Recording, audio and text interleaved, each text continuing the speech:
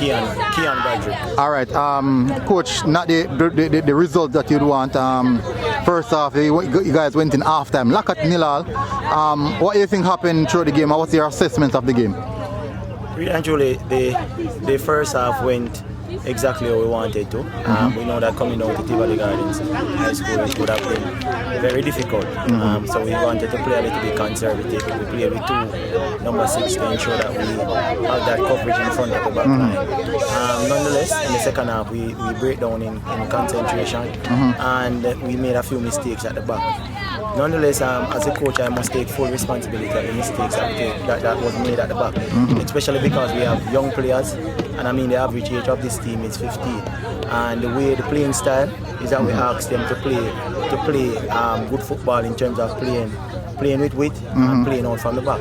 And in playing that way with youngsters, they will make mistakes. But I'm not in this for the short term, I'm in this for the long haul. And I understand that mistakes are a part of the learning process. And so going into the rest of the first round, I know that they'll correct the mistakes and they'll become much better in the first round, the latter part of the first round. All right, and we'll see you again next time, coach. And unfortunate, but that's how football is sometimes. So see you again, right? Yeah, all right, well done.